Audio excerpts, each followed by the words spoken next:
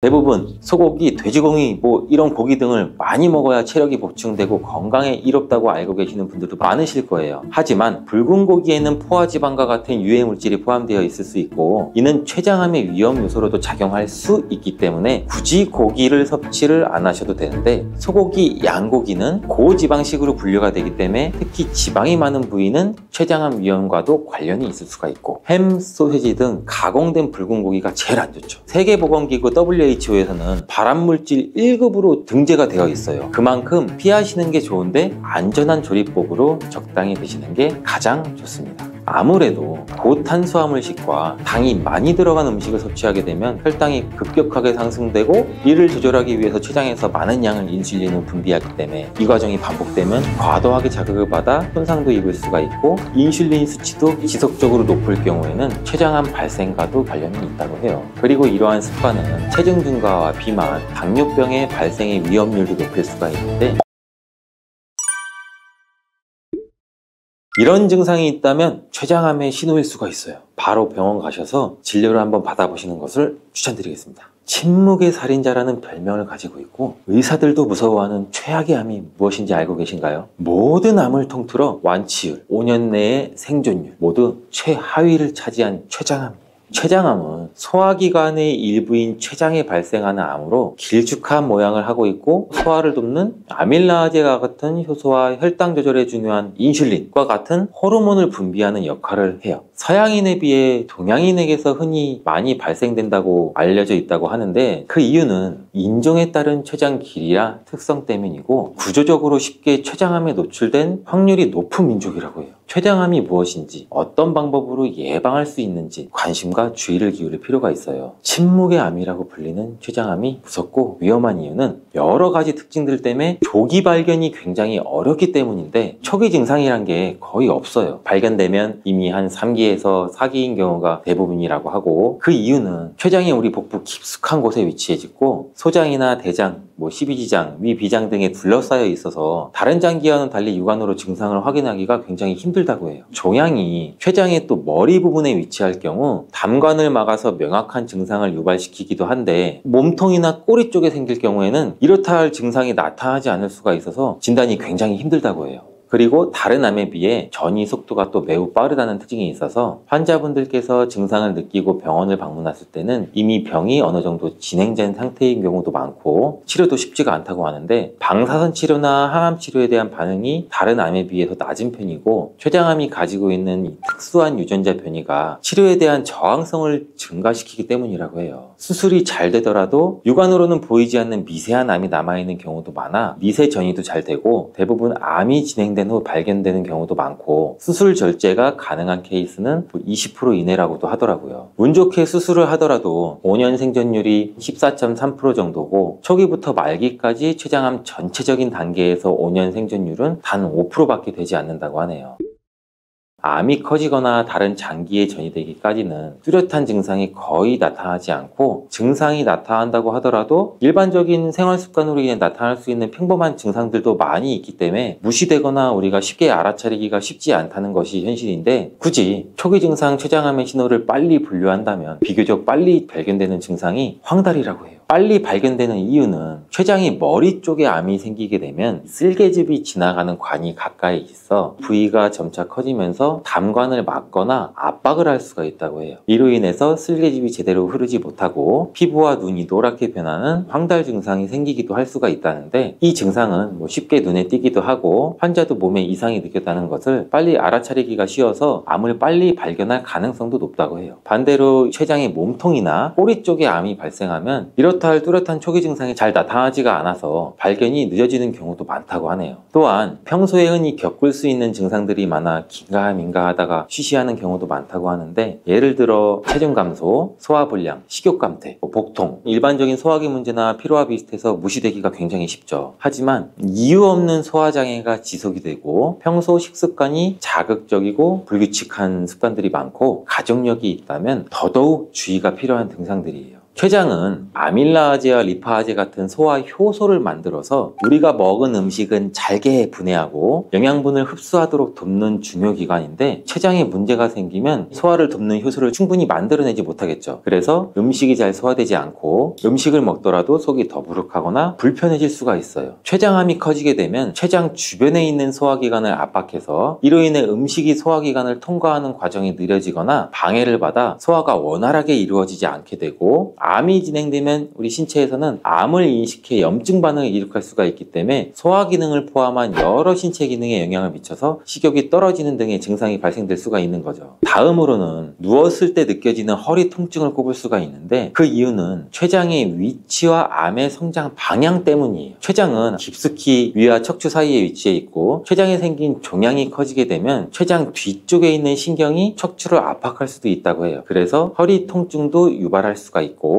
평소 근육통과는 다르게 깊고 지속적이면서 뒤쪽에 위치한 후복막 장기이기 때문에 눌렀을 때 당연히 아프진 않을 수는 있다는 특징을 갖는데, 그리고 갑작스럽게 당뇨가 생겼다면 췌장암을 의심해 볼 수가 있어요. 이 또한 췌장의 기능과 암의 진행 방식의 관련이 굉장히 큰데, 췌장은 소화효소와 더불어서 인슐린과 같은 호르몬을 분비하는 굉장히 중요한 역할을 하는 기관이에요. 이 인슐린은 혈당을 조절하는 기능을 하지만 췌장암이 발생되면 췌장의 인슐린 생성세포에도 영향을 미쳐서 인슐린 생산도 방해할 수가 있어요. 인슐린이 충분히 분비가 되지 않으면 혈당이 높아질 수밖에 없고 당뇨병을 유발하는 원인이 되기도 하겠죠. 그렇다고 당뇨가 오래되면 무조건 췌장암으로 발전되거나 췌장암 전 단계가 당뇨일 수가 있다는 것은 아니에요. 췌장의 기능이 저하되면 체내에서 인슐린에 대한 저항성도 생기고 인슐린 분비에 문제가 일으킬 수가 있기 때문에 혈당을 효과적으로 낮추지도 못하고 인슐린이 제대로 작동되지 않아서 없던 당뇨가 갑자기 생기기도 한다는 거예요. 혹시 치주질환이 췌장암과 연관이 있다는 이야기를 들어보신 분도 계신가요? 치주질환이 있는 분은 반드시 췌장암에 걸리는 게 당연히 아니지만 일부 연구에서는 췌장암의 위험 요인 중 하나로 제시가 되기도 했어요. 그 이유는 치주질환이 발생하게 되면 이 구강 내 만성적인 염증도 유발하는데, 이 염증은 정신질환과도 연관될 수 있고 구강 내 박테리아와 독소로 인해서 체내 염증 반응도 증가시킬 수 있다고 해요. 치주질환은 췌장암뿐만 아니라 폐암, 위장암 등 다양한 암의 발병에 영향을 미칠 수가 있는데, 이가 썩은 것이 없고 잇몸이 튼튼해야 전신 건강에 좋다는 말이 있듯이 정기적인 치과 검진과 평소 구강 관리도 잘 하는 것이 중요합니다. 어떤 병이든 예방을 하기 위해서는 좋은 것보다도 나쁜 것을 피하고 하지 않는 것이 중요한데, 췌장암 예방을 위해서 꼭 끊어야 하는 음식들도 있습니다. 가장 대표적인 것이 술과 담배입니다. 흡연은 췌장암의 발생 위험을 크게 증가시키는 중요한 요인으로 작용하고, 그 이유는 발암물질에 직접적으로 노출되는데, 담배 연기에는 수천 가지 화학물질이 포함되어 있는 거 아시죠? 그중 약 70여 개가 발암성으로 알려져 있는데, 이러한 발암물질은 체내에서 흡수돼서 췌장세포에 도달해서 DNA 손상까지 유발하게 되죠. 그로 인해서 세포가 비정상적으로 변형되고 암세포로도 발전될 가능성이 높아지겠죠. 연구에 따르면 흡연자들은 비흡연자에 비해서 췌장암 걸릴 확률이 2배에서 3배 정도 높고, 흡연량이나 기간이 많아질수록 위험도는 더 증가한다고 해요. 금연 후 10년에서 15년 정도 시간이 지나면 췌장암 위험률이 비흡연자 수준으로 가까워진다고 하니 흡연이 직접적인 원인 중 하나가 될 가능성이 있다는 말이겠죠. 또한 음주는 아시다시피 간암을 포함한 여러 종류의 암과도 관련이 있는데, 특히 만성음주로 인한 만성췌장염은 췌장세포를 지속적으로 손상시키고 이로 인해 세포의 유전자변이나 기능장애도 유발시킬 수가 있겠죠. 만성췌장염은 췌장암의 중요한 위험인자로 알려져 있기 때문에 음주로 인해 염증과 손상이 누적되면 암 발생 위험률이 당연히 높아질 수밖에 없고, 이 외에도 고탄수화물식, 당이 많이 들어간 음식 등을 피하시는 것이 좋고, 포화지방이 많이 들어있는 붉은 고기를 과량 섭취하는 것도 피하시는 게 도움이 돼요.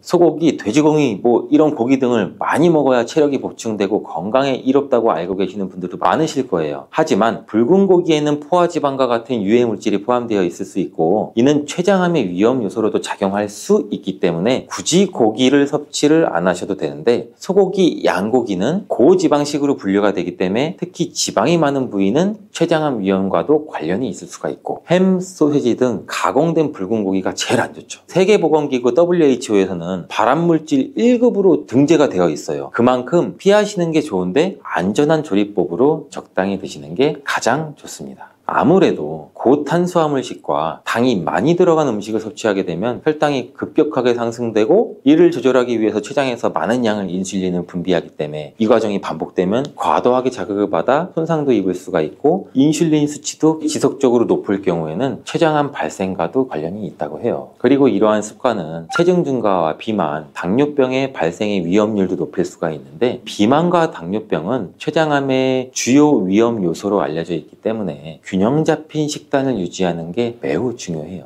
그렇다면 췌장암을 예방할 수 있는 균형 잡힌 식단에는 어떤 것이 있을까요?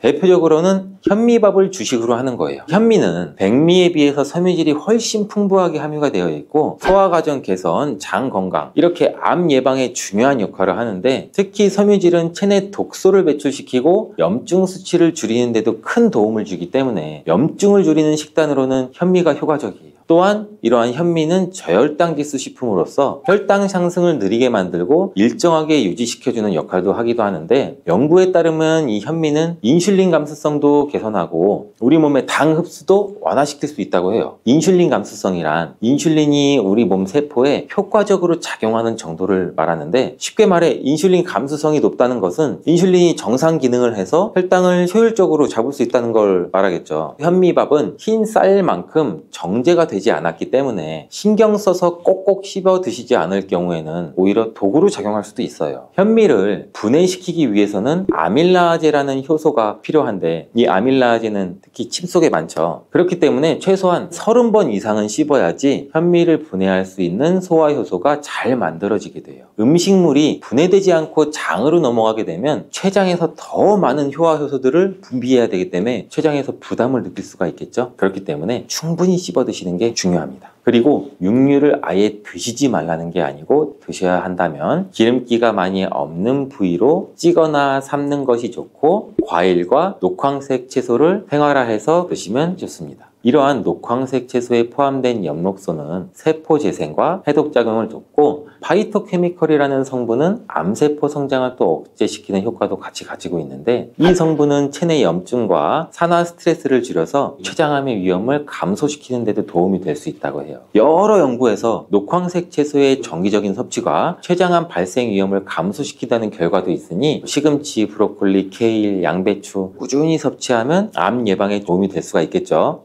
이 양배추, 사과, 당근 이 주스도 정말 많이 갈아 먹어요. 이 세 가지를 함께 갈아 드시면 정말 좋은 장수식품이 돼요.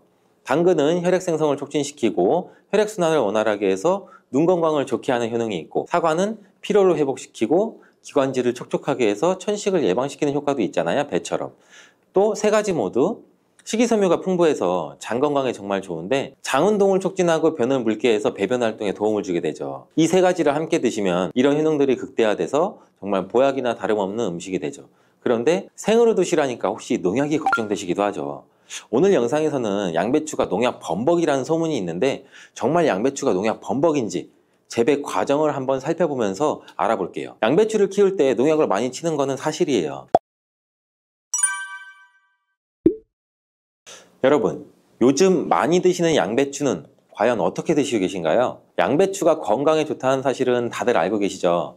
양배추는 특히 위 건강에 좋은 대표적인 채소로 알려져 있는데 이 양배추를 이용한 위장약이 많이 만들어지는 만큼 위장에 좋은 영양소가 많이 함유되어 있어요.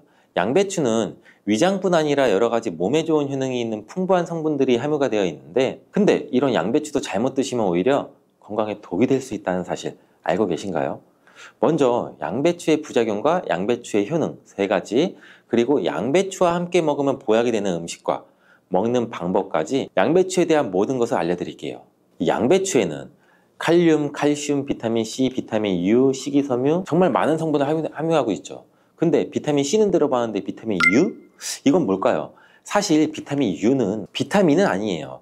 비타민 U는 그 S메틸메티오닌이라는 성분인데 궤양 치료에 효과가 좋다는 것이 알려지면서 비타민 U로 불러요. U는 그 궤양의 얼서 그 영어의 첫 글자 U를 가져와서 비타민 U라고 하는 것인데 성분만 봐도 알 수 있듯이 양배추의 첫 번째 효능이 위장을 튼튼하게 한다는 거예요. 바로 위식도의 염증을 가라앉히는 데 효능이 있고 위에 염증이 있어 빨갛게 헐어있는 분들이 있는데 이런 분들은 공복에 명치 끝, 배 윗부분, 명치 있는 부분이 쓰리고 아픈 통증이 발생될 수 있죠. 이런 통증 원인이 염증 때문인데 이 염증을 비타민 U, S메틸메티오닌이 완화시키는 데 도움을 주고 비타민 U는 위점막에서 분비하는 호르몬인 이 프로스타글란딘의 생성을 촉진해서 위산으로부터 위벽을 보호해요. 또 위염과 위궤양도 억제해주는 작용을 같이 가지고 있고 위암이 발생되는 것까지 예방하는 효능이 있죠. 또 비타민 U는 간의 해독작용에 중요한 역할을 하는 글루타치온의 생성을 촉진해서 활성산소를 제거해서 간세포의 손상도 예방할 수 있어요.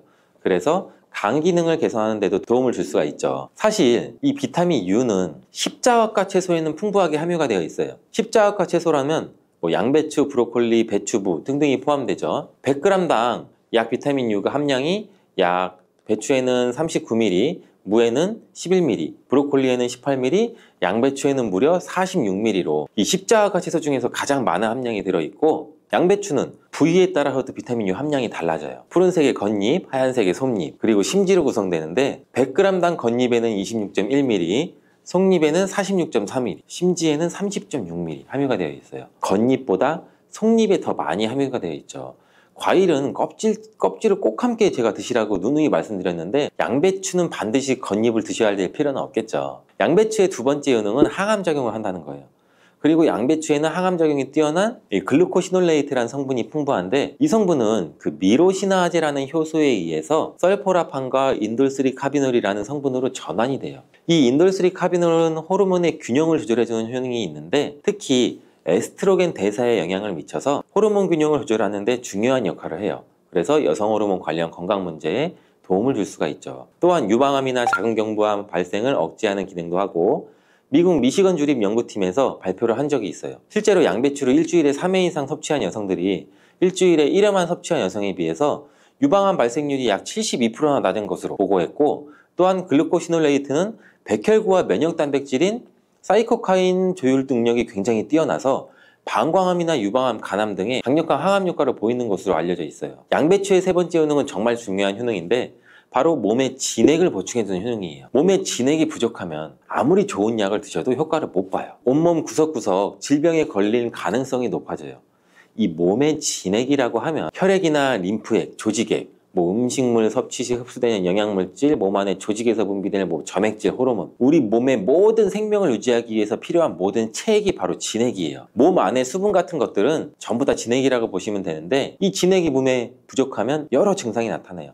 손발도 차고 저린 경우에 혈액순환이 잘 되지 않아 그런 증상이 나타나게 되고 혈액순환이 문제가 바로 그 혈액순환에 진액이 부족해서 그런 증상이 나타나는 경우도 굉장히 많고 또 이 수분이 충분해야 손발 끝까지 혈액순환이 원활하게 될 수가 있는 건데 기관지에 진액이 부족하게 되면 또 당연히 기관지도 건조해지고 그렇게 되면 외부에서 먼지 같은 이물질이 들어오면 기관지는 다이렉트로 자극을 강하게 느껴 기침이 나고 칼칼하고 목소리도 잘 나지 않은 현상도 나오고 위에 진액이 부족하면 위장의 조직들이 수축되는 현상으로 또 위축적 위형도 나타날 수가 있고 심장의 진액이 부족하면 심장에 열이 오르고 심장박동도 빨라질 수 있고 나이가 들면 또 관절이 점점 뻣뻣해지고 입도 바짝바짝 마르는 증상도 많이 나타나고 있고 그리고 또 목, 어깨 등의 근육이 뭉쳐 통증이 나타나는 이유도 몸 안에 진액, 수분이 부족하기 때문이고 굉장히 다양해요. 진액이 부족해서 나타나는 현상들은. 근데 수분이 부족하면 우리는 물을 마시면 해결되지 않을까? 물론 물을 마시면 몸에 대부분 수분이 보충되긴 하지만 대부분 소변이 빠져나가게 되죠. 소변으로. 마신 물이 몸속 구석구석 스며들게 돼서 몸에 진액을 보해주려면 물만 마셔서는 절대 해결이 되지 않아요. 물이 우리 몸에 들어왔을 때 몸속에 잡아들 수 있는 힘이 부족한데 이런 역할을 하는 것이 양배추예요. 양배추는 몸의 진액 보충을 위해 한의학에서 많이 처방하기도 하는데 이 진액을 채우고 뇌를 보호하는 뇌수와 뼛속의 골수를 채워주는 역할도 같이 하는 것으로 알려져 있어요. 이렇게 좋은 양배추도 잘못 드시면 부작용이 발생할 수가 있는데 양배추를 드실 때 주의하셔야 하는 분들 4가지 유형에 대해 알려드릴게요. 첫 번째는 과민성 대장증후군이 있으신 분들이에요.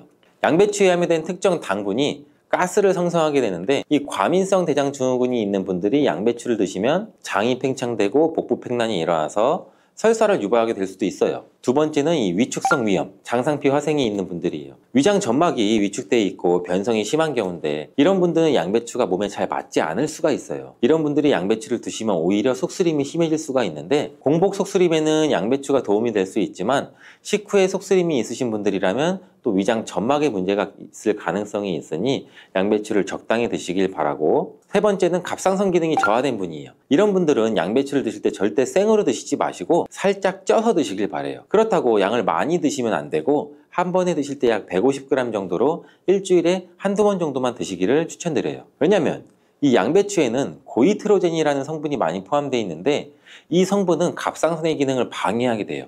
양배추를 지속적으로 드시면 갑상선 문제를 유발할 수도 있죠. 근데 이 고이트로젠에 열을 가하면 이 성분이 비활성화가 되기 때문에 쪄서 드시라는 거예요.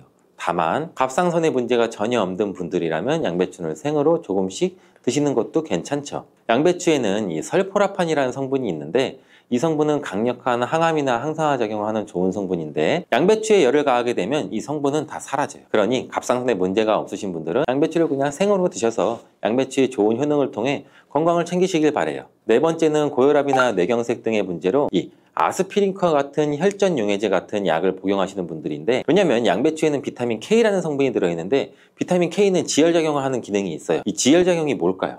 혈액을 말 그대로 빨리 굳게 만드는 거죠. 근데 이 혈액을 묽게 만드는 약을 드시는 분들이 양배추를 드시게 되면 비타민 K와 충돌하게 되어 복용하시는 약의 효과를 떨어뜨리거나 다른 부작용을 일으킬 수가 있을 가능성이 있어요. 그렇다면 양배추를 드실 때 어떻게 먹는 것이 가장 좋을까요? 정답은 바로 양배추를 그냥 생으로 드시는 게 가장 좋아요. 왜냐하면 비타민 U나 C와 같은 좋은 성분들은 열에 약해서 이 조리 과정으로 인해서 파괴가 되기 때문인데 양배추는 생으로 드시기 참 그래도 어렵잖아요. 그래서 양배추를 생으로 드실 수 있는 방법을 알려드릴게요. 갈아서 주스로 드시면 돼요.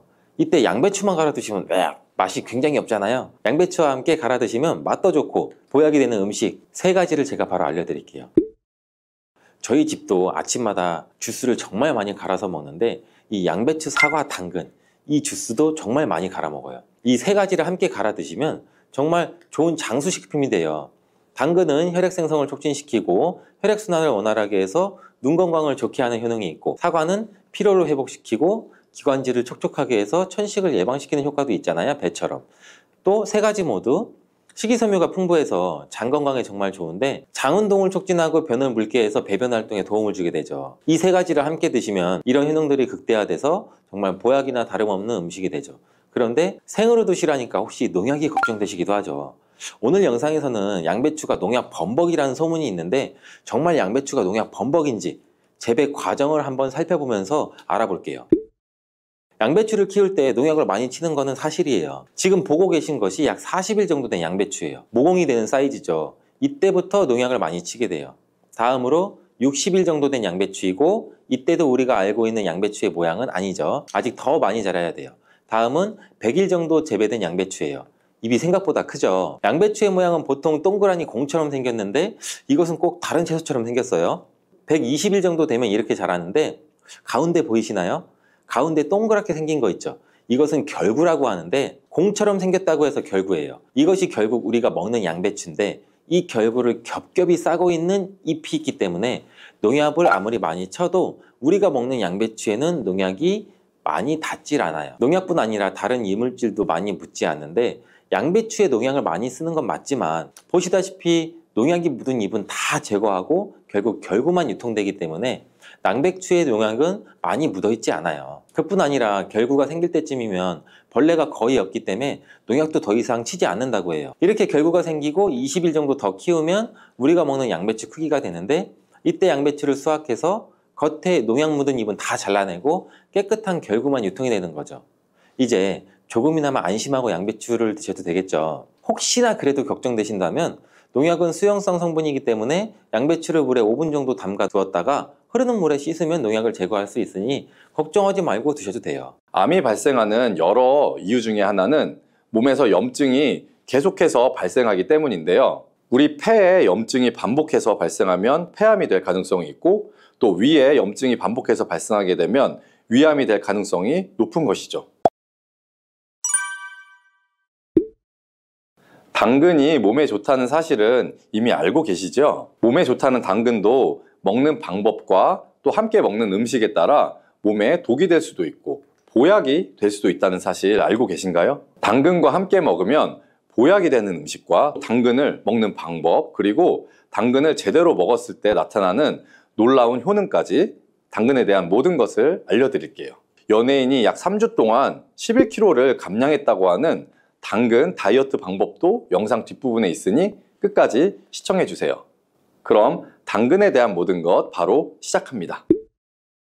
당근의 대표적인 효능은 베타카로틴에서 나옵니다. 베타카로틴은 채소를 노란색, 주황색, 빨간색이 되도록 하는 성분이며 대표적인 항산화 물질입니다. 항산화 작용을 한다는 것은 항염증 작용을 하는 것이고, 이 항염증 작용을 한다는 것은 바로 항암 작용을 할 수 있다는 것인데요. 여기에서 당근의 첫 번째 효능, 눈 건강을 좋게 하는 것이 나오는데요. 당근의 베타카로틴이 우리 몸속에 들어오게 되면 비타민 A로 변하게 됩니다.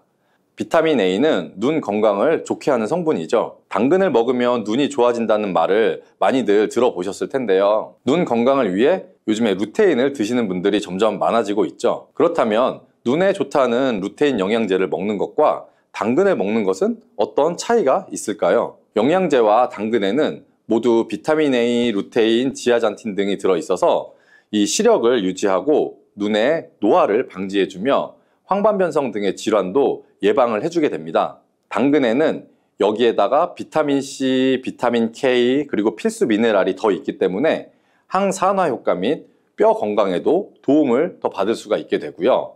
우리가 혈액순환이 잘 안 될 때는 루테인 영양제를 드신다고 해도 효과의 한계가 있을 수가 있어서 평소에 당근을 좀 더 드셔보시는 걸 추천해 드립니다. 두 번째 당근의 효능은 바로 노화 방지입니다. 이것도 베타카로틴의 효능과 관련이 있습니다. 노화가 된다는 것은 몸이 산화가 되고 또 염증이 많아지게 된다는 것인데요. 염증이 몸 안의 곳곳에서 문제를 일으키게 되는 것이죠. 이런 염증을 없애주는 것이 바로 노화를 방지하는 것인데요. 앞에 말씀드린 당근의 베타카로틴과 비타민C는 강력한 항산화 작용을 통해 이 염증을 없애주고 노화를 방지해주는 것입니다. 세 번째 당근의 효능은 장을 건강하게 하고 당뇨를 예방하는 것입니다. 요즘에 당근 주스 많이들 만들어서 드시는데요. 착즙해서 집에서 드시는 분들도 많으실 거예요. 여기서 약간 아쉬운 것은 착즙하고 남은 찌꺼기는 모두 버린다는 것인데요. 당근은 사실 식이섬유 폭탄이라고도 할 수가 있습니다. 당근의 베타카로틴이 혈액 내 염증을 제거하고 당근의 식이섬유는 장 속에 노폐물들을 제거하는 역할을 하기 때문인데요. 우리 장 속에 유산균이 정상적으로 잘 살아가려면 유산균의 먹이가 필요합니다. 이 먹이를 우리가 보통 프리바이오틱스라고 부르죠. 그리고 프리바이오틱스의 역할을 해주는 것이 바로 당근에 들어있는 이 식이섬유입니다. 식이섬유는 당을 흡착해서 배출해주는 효능이 있죠. 이 효능은 당이 우리 몸에 흡수되는 속도도 늦춰주고 혈당이 급격하게 오르는 것을 막아주게 됩니다. 이런 과정은 당뇨를 예방하는데 아주 탁월한 효능을 발휘하게 되는 것이고요. 그리고 네 번째 당근의 효능은 암을 예방하는 것입니다. 암이 발생하는 여러 이유 중에 하나는 몸에서 염증이 계속해서 발생하기 때문인데요. 우리 폐에 염증이 반복해서 발생하면 폐암이 될 가능성이 있고 또 위에 염증이 반복해서 발생하게 되면 위암이 될 가능성이 높은 것이죠. 또 한 가지 경우는 혈액순환이 잘 되지 않는 곳에 암이 발생할 가능성이 높아지는 건데요. 혈액순환이 잘 되지 않게 되면 그곳에 영양분들이 잘 전달이 되지 않고 몸에 문제가 생겨도 회복이 더디거나 악화될 가능성이 높아져서 결국 암으로 발전하게 된다는 것입니다. 그래서 이러한 문제들을 해결해 주는 것이 바로 항산화 성분이고 당근의 베타카로틴이 강력한 항산화 작용을 해서 암을 예방할 수가 있는 것입니다. 간혹 흡연을 하는 분들 중에 이 베타카로틴을 섭취하면 폐암의 발병률이 높아진다고 해서 당근 섭취를 꺼리시는 분들이 있는데요. 걱정하지 않으셔도 됩니다. 사실 암 발생은 당근과는 아무런 관련이 없습니다. 폐암이 발생했던 실험군은 당근을 섭취한 것이 아니고 베타카로틴 영양제를 섭취했던 것이었으며 당근을 섭취한 실험군은 오히려 암 발병률이 낮았다는 연구 결과가 있습니다. 그리고 5번째 당근의 효능은 치매 예방입니다. 베타카로틴은 뇌 혈관에도 작용을 하게 되는데요. 이 뇌 혈관에 쌓이는 베타 아밀로이드를 제거해서 뇌 신경을 활성화시켜주는 역할을 해주게 되고요. 이렇게 뇌 신경이 활성화되면 기억력과 학습 능력이 향상이 되고 치매를 예방할 수 있게 되죠.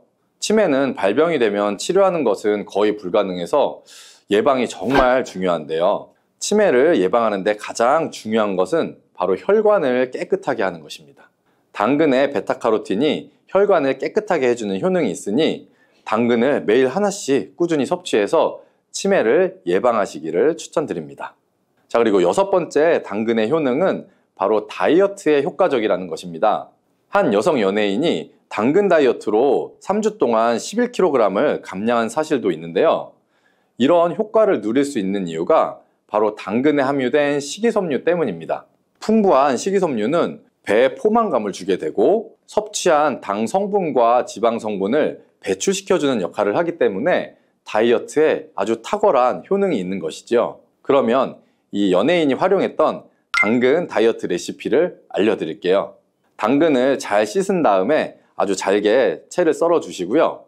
당근 하나에다가 소금을 1스푼 정도 넣어서 약 10분 정도 절여 주시고 절인 물은 이제 꼭 짜서 버려 주시면 되고요. 그리고 여기에 올리브 오일과 식초를 잘 버무려 주셔서 밀폐 용기에 담은 다음 냉장고에서 2~3시간 정도 숙성한 후에 드시면 됩니다.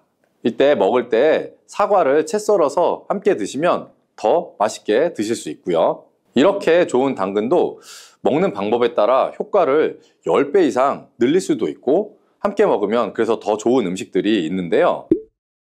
우선 당근을 드실 때 다이어트가 목적이라면 생으로 드시는 것이 가장 효과가 좋습니다. 다만 식이섬유는 소화가 잘 되지 않기 때문에 장이 좀 안 좋은 분들은 익혀서 드시는 것도 괜찮고요. 그리고 당근을 드실 때는 껍질까지 함께 드시는 것을 추천해 드리는데요. 당근의 영양 성분은 껍질에 가장 많이 함유되어 있기 때문이에요. 그리고 당근의 베타카로틴은 지용성 성분입니다. 지용성이라는 것은 기름에 잘 녹아서 흡수가 된다는 것인데요. 베타카로틴을 잘 흡수하기 위해서는 우리가 기름과 함께 섭취하는 것이 좋습니다. 보통 오메가3가 풍부한 올리브유나 들기름, 아마씨유 같은 기름을 사용하시면 좋고요. 기름을 사용하여 살짝 익혀서 드시게 되면 생으로 드셨을 때 10% 정도 흡수되는 베타카로틴을 약 70% 정도 흡수할 수 있게 됩니다. 엄청난 차이죠? 우리가 기름에 볶을 때는 너무 오래 익히지 말고 살짝만 익혀서 드시는 것이 좋습니다. 너무 오래 볶으면 오메가3를 함유한 기름도 산패가 될 수 있기 때문에 문제가 될 수 있고요. 그래서 약간만 볶아주시면 됩니다. 그리고 마지막으로 함께 먹으면 좋은 음식들을 알려드릴게요. 몇 년 전부터 유행하고 있는 주스가 있죠. 바로 ABC 주스라고 하는데요. 여기에 들어가는 재료는 사과, 비트, 그리고 당근이죠. 이 세 가지를 함께 가른 다음에 주스로 마시면 항산화 폭탄 주스를 마시게 되는 것인데요. 이 세 가지 중에 비트의 효능이 혈관을 확장시켜주는 역할을 합니다. 풍부한 항산화 성분들이 확장된 혈관을 따라서 온몸으로 구석구석 공급돼서 혈관을 깨끗하게 해주고 염증을 제거하여 각종 질병을 예방할 수 있게 되는 것이죠.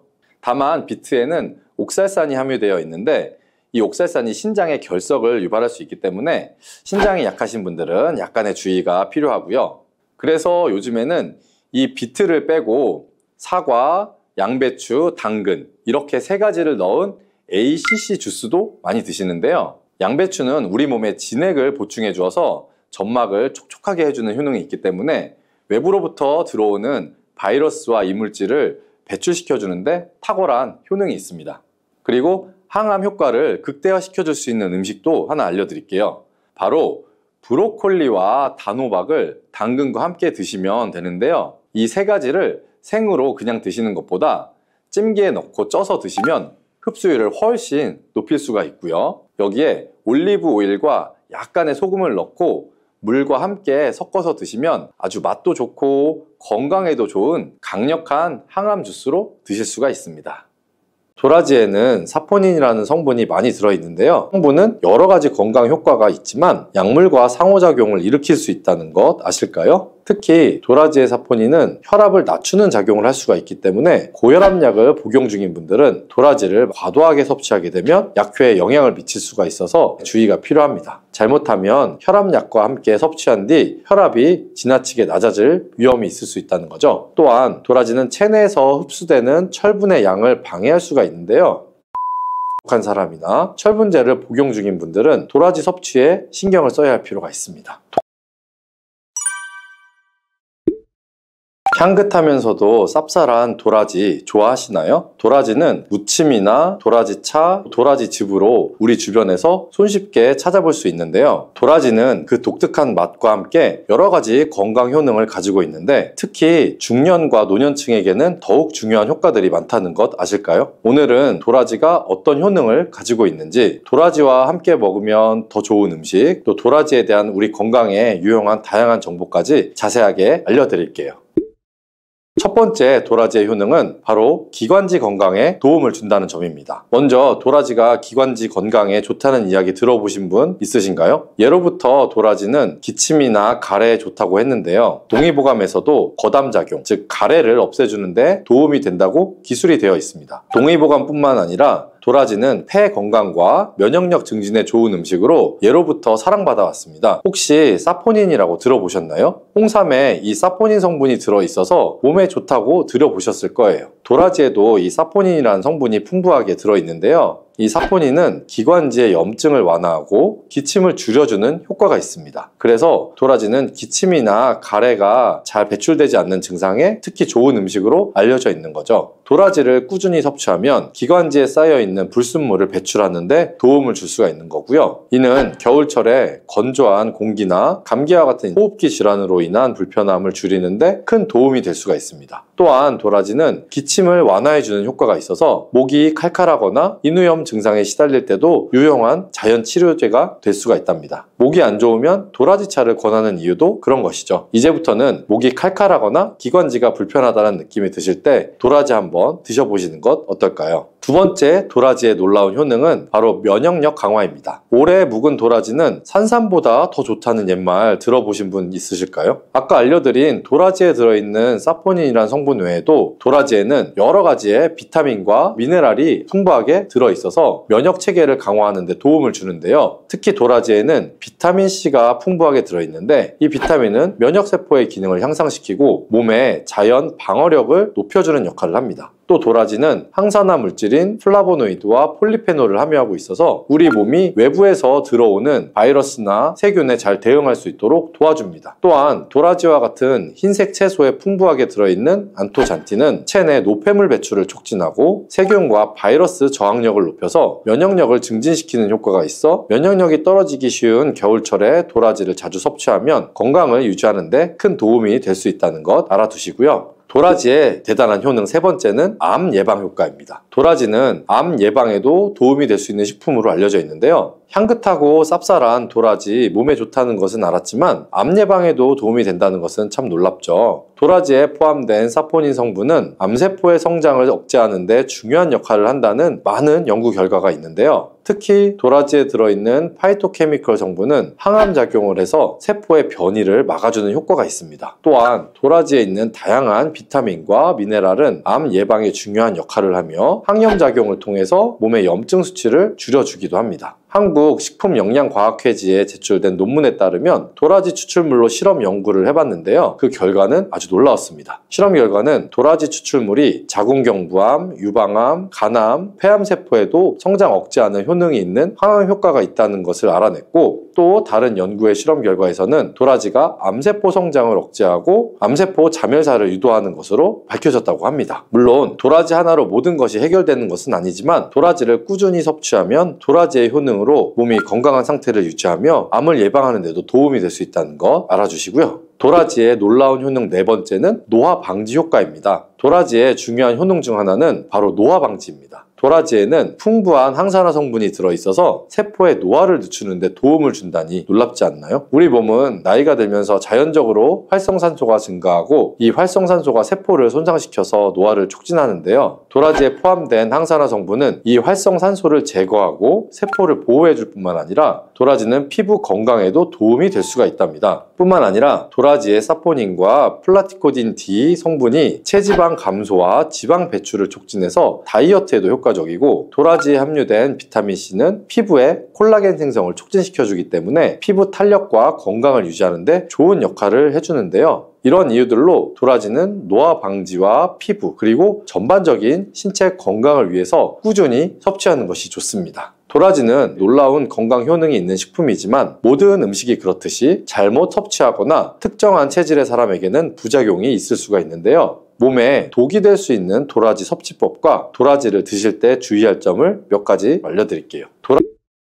도라지가 독이 될 수도 있는 첫 번째, 바로 도라지와 약물의 상호작용입니다. 도라지에는 사포닌이라는 성분이 많이 들어있는데요. 이 성분은 여러 가지 건강 효과가 있지만 약물과 상호작용을 일으킬 수 있다는 것 아실까요? 특히 도라지의 사포닌은 혈압을 낮추는 작용을 할 수가 있기 때문에 고혈압약을 복용 중인 분들은 도라지를 과도하게 섭취하게 되면 약효에 영향을 미칠 수가 있어서 주의가 필요합니다. 잘못하면 혈압약과 함께 섭취한 뒤 혈압이 지나치게 낮아질 위험이 있을 수 있다는 거죠. 또한 도라지는 체내에서 흡수되는 철분의 양을 방해할 수가 있는데요. 철분이 부족한 사람이나 철분제를 복용 중인 분들은 도라지 섭취에 신경을 써야 할 필요가 있습니다. 도라지를 섭취할 때는 철분 보충제나 기타 약물을 복용하는 시간을 두고 섭취하는 것을 기억해 주시고요. 도라지 섭취할 때 주의할 점 두 번째는 바로 소화 기능이 약한 사람의 섭취입니다. 도라지가 소화에 안 좋다니 놀라셨나요? 소화 기능이 약한 사람들은 도라지 섭취에 주의해야 하는데요. 도라지는 섬유질이 풍부해서 소화를 촉진하는 데 도움을 줄 수가 있지만 소화가 약한 사람에게는 오히려 자극을 줄 수가 있기 때문인데요. 도라지를 좀 과하게 섭취하면 위장이 민감한 사람들은 배탈이 나거나 또 설사를 경험할 수가 있고, 또한 도라지에 들어있는 사포닌이 위벽을 자극할 수가 있기 때문에 위염이나 위장장애가 있는 분들은 도라지 섭취를 자제하거나 적은 양으로 시작하는 것이 좋습니다. 또한 도라지는 차가운 성질을 가지고 있어서 찬 음식을 잘 소화하지 못하는 체질의 사람들에게는 문제가 될 수 있는데요. 특히 몸이 차가운 성질을 가진 분들이 도라지를 과도하게 섭취하면 위장이 자극을 받아 소화불량이나 복통을 일으킬 수가 있습니다. 체질에 맞지 않는 음식을 먹으면 소화기관에 무리가 가기 때문에 도라지의 섭취는 체질에 맞는 사람에게는 건강에 아주 좋지만, 만약 평소에 찬 성질의 음식을 자주 피하고 있다면 도라지를 섭취하기 전에 체질에 맞는지 한번 점검해 보시면 좋고요. 체질에 잘 맞지 않다면 도라지의 효능을 제대로 누리기가 어려울 수가 있기 때문입니다. 소화 기능이 약한 사람들은 처음에는 소량을 섭취해보고 그 후에는 반응을 살펴보면서 양을 조절하는 것이 중요하고요. 도라지를 끓여서 차처럼 마시거나 다른 음식과 함께 섭취하면 소화에 부담을 덜어줄 수가 있으니까 소화기관이 약하신 분들은 이런 방법을 꼭 고려해 보시면 좋겠습니다. 도라지를 먹을 때 궁합이 좋은 음식들과 함께 섭취하면 그 효능을 더욱 극대화할 수 있다는 것 아실까요? 이 음식들을 도라지와 함께 섭취하면 서로의 효능을 보완하고 건강에 좋은 영향을 미칠 수가 있다는데요. 그럼 어떤 음식이 도라지와 잘 어울리는지 궁금하신가요? 도라지와 함께 먹으면 좋은 음식들을 바로 소개해 드릴게요.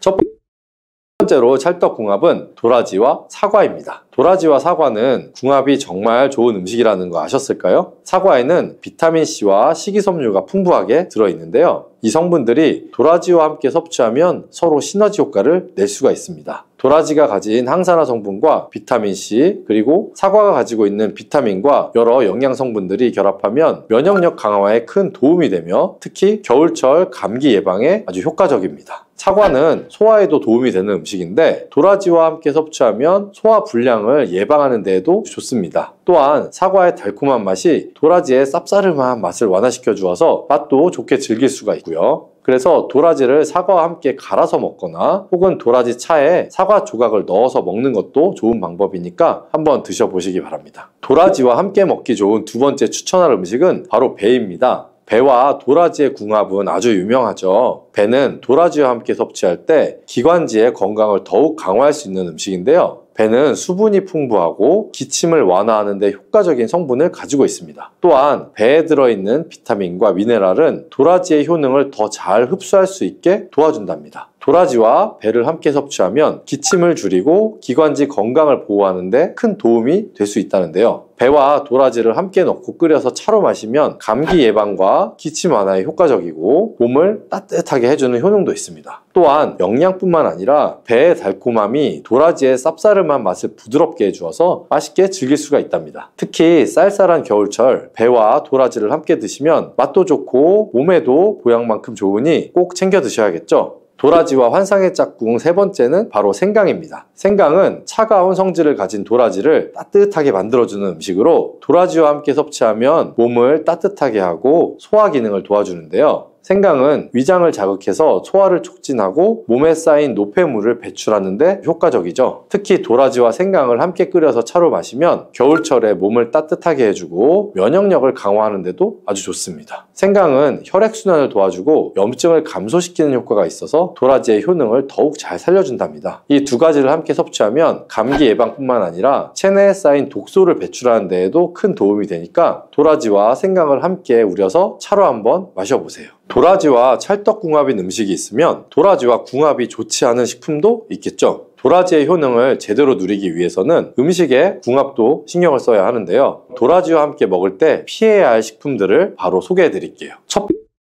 번째로 피해야 할 음식은 바로 돼지고기입니다. 돼지고기는 기름기가 많고 소화가 잘 안 되는 고기 중에 하나인데 도라지와 함께 섭취하면 소화불량을 일으킬 수 있다는 거 모르셨죠? 도라지의 효능이 잘 전달이 되려면 소화가 잘 되어야 하는데 돼지고기와 도라지를 함께 먹으면 도라지에 들어있는 유효 성분들이 제대로 흡수되지 않을 수가 있는데요. 그래서 도라지와 돼지고기는 함께 먹지 않는 것이 좋습니다. 또한 돼지고기는 기름기가 많아 과하게 섭취할 경우에는 혈중 콜레스테롤 수치를 높일 수가 있기 때문에 도라지의 건강 효과를 온전히 누리기 위해서는 돼지고기와 함께 먹지 않는 것이 좋답니다. 두 번째로 궁합이 좋지 않은 음식은 바로 술입니다. 술은 도라지와 함께 먹으면 그 효능이 상쇄될 수 있다는 거 아셨나요? 시중에 도라지로 만든 도라지주도 나와 있기는 하는데요. 하지만 사실 건강에는 술과 도라지를 함께 섭취하는 것이 좋지는 않습니다. 술을 마시면 간에서 해독작용을 하게 되는데요. 도라지에 있는 성분들이 간에 부담을 줄 수가 있기 때문에 술을 마신 후 도라지를 섭취하면 간에 과하게 부담을 줄 수가 있어서 같이 드시는 것은 좋지가 않습니다. 또한 술은 면역력에 좋지 않은 영향을 미칠 수 있기 때문에 면역력을 강화하려는 목적으로 도라지를 섭취하는 경우에는 꼭 술 드시는 것을 피하셔야겠죠.